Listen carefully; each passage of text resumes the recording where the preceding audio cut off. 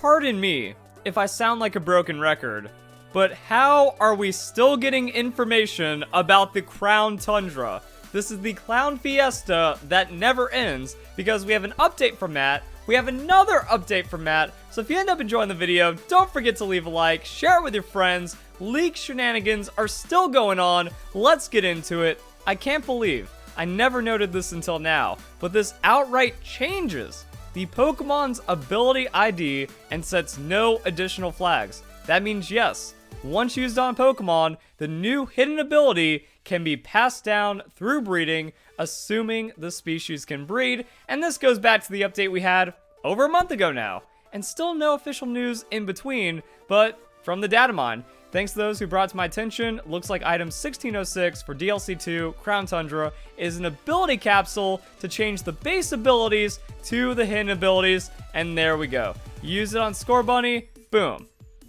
Scorbunny's ability is now Libero, and it works! That's like the craziest thing about the Crown Tundra leaks for me, is that like a lot of it is functioning. The Crown Tundra just works inside of the Isle of Armor, and then we have further clarification as to what's going on. Would it work on legendaries like Dialga or Mewtwo since they have hidden abilities, or is it purely regular Pokemon? Tested it on all legendaries with hidden abilities using Pokemon Home's personal data to have all the proper data for the missing species. So it's also a joint effort. We've gotten a lot of information off of Pokemon Home. That's how we found out about the tutor moves, you know, like Grassy Glide and stuff, before the Isle of Armor came out because it updated on Pokemon Home. And then we got to see the moves from there, and then now there's actually like all the data. All the data make the Pokemon work inside of Sword and Shield is available in Pokemon Home. They test it, and it works with them, no problem. Flame Body Heatran will now finally be freed. That's like a crazy thing to think about. That was also like clarification from this original post, like yeah, it works on legendaries. This is extra, assuming the species can breed, you know, that's just kind of like another thing on top of it. This is also how we're going to get hidden ability fossil Pokemon, so the shenanigans are big. Then we got, does this mean that Unova Cloud Trio won't be locked to their Dream Radar anymore? Yup, assuming nothing at all changes in this item's implementation by the time DLC 2 is released, any Pokemon with a hidden ability can have the item used to get the hidden ability. There's no going back though, at least at the time of this. However, because of Machamp, I feel like the existence of Fissure No Guard Machamp permanently changes what Game Freak is allowed to do. I feel like Virtual Console was made to where like all the Pokemon that came over got their hidden abilities just so Machamp could not have Fissure No Guard.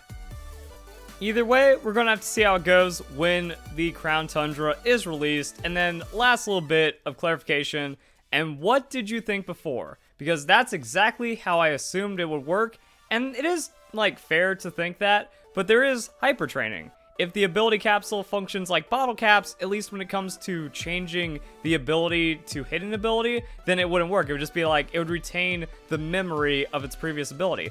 Hyper training sets a flag in the hyper trained IV to mimic a perfect stat while not actually changing the value of the IV. Mints are a separate nature for stat buff debuff while preserving the original nature. Always good to test these sort of things, and that's exactly it. Like, it could have just preserved the original ability. Now this also means like hyper accessibility for hidden abilities. I think it's more about the future of Pokemon, because everyone's already grinded all of the hidden abilities for all the raids and all the tricky ones to get. That would have been like super helpful early on for Pokemon Sword and Shield, but then it's like, yeah, you get one, you ability capsule it, you breed it, now you got a million breed checks, you give those to those people, they tell 10 people, and that's like a million people right there, and they all have their hidden abilities. So if anything, the hidden ability capsule is more about the niche cases, you know, the ones that were released once, the ones that are a lot harder to get, the legendary Pokemon, or just the completely unavailable ones, like the fossils, and until the Isle of Armor, some of the Generation 8 Pokemon. So I mean, like, as long as it just exists, Game Freak can work around it. That's pretty cool. But we got more stuff to talk about in Sword and Shield. Zygarde Cube has two options. No text is drawn yet since it's unobtainable. Option 1 lets you freely switch between 10% and 50% forms, keeps the ability. Option 2 lets you freely switch between Aura Break and Power Construct, keeps the form.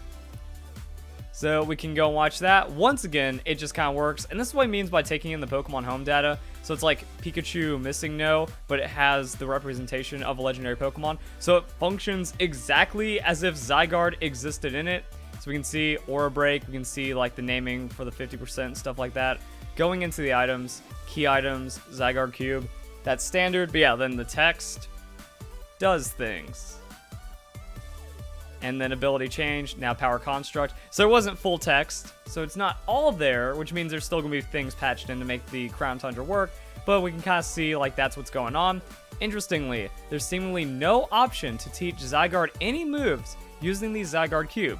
They may have relegated this to an NPC that teaches the Zygarde moves on the Crown Tundra, or it's a work in progress, and that just goes back to how Zygarde functions. Because I'm wondering if that's also gonna be tied into the cores. And I wonder if there's actually a way to like program, like trick the game into thinking you have the cores, and then that makes it to where there's an option for the moves or something. Or maybe it is just gonna be a tutor and they get rid of the cores, or else it'd be like, yay, now we have to go around. Well, actually, that could be another part because we already have the Diglett. So you find the Diglett in the Isle of Armor, and then when it comes to the Crown Tundra, it's mostly gonna be finding the cores and the cells running around, and then you unlock it that way, or they just give it to you. They said, screw it, you already did this in Generation 7. Here you go. You guys, like, you show them the Zygarde. Oh, cool, you got a Zygarde. Here's the core. It's got everything. Just use it and have fun. Otherwise, might be a mini hunt. Could be interesting. Could see stuff like this again for the Crown Tundra. Gonna have to wait and see on that. Just depends on how much is implemented or not inside of it. And that just kind of like goes into this, because we knew the Zygarde Cube existed. We knew the reveal glass worked and all of that stuff. So just kind of like carrying on with these shenanigans. You know, it's like Hidden Ability Capsule, more details. Zygarde Cube, more details. New things to think about, new things to consider. Because like, oh yeah, the reveal glass is going to have to be a thing. Zygarde Cube is a thing. DNA Splicer's already a thing inside Sword and Shield. Still inside from the Bargain Shopkeeper. If the player owns a Kyurem, that's going to be transfer only. If not, you're going to be getting it with the new features on the Crown Tundra. Things are just insane like that. But as you can see, a lot of it works because it is that way. And it kind of is interesting, like the way the text is and isn't there. It's like, oh, Zygarde Cube doesn't have the full details. Reveal Glass just says, you know, it transforms. And then interesting on the ability mist there, and then figuring it out later and getting it to fully work. So shenanigans on top of shenanigans, and then more fusion and more legendary items, because that's what we needed. We needed more bloat to worry about with every new generation and every new item pass over. So we got Calyrex fusion items, great, and then Slowking evolution item, Armorite ore equivalent, Hidden Ability Capsule. Rest are to be determined. Key items probably focused on the mini quest inside for unlocking all the other legendaries, Ultra Beast, and all the other like crazy interactions that aren't even there yet. And that's another thing, like you can see right here, Grizzlius Orb, Adamant Orb, Lustrous Orb, Soldew, legendary Pokemon that aren't in yet, but the game data has always had the item data and it's functioning. There's like, we've been over this. That you go back, like you go into any Pokemon game, all the items are there. Whether or not they're working is the thing. Mega Evolutions not coming back for Pokemon Sword and Shield. We already know this because they don't function. These things work. Mega Stones don't work. These items are also going to need to be made available. And then there's other key items and other items and stuff. And now we have even more bloat to worry about. And we don't even know when the next announcement is.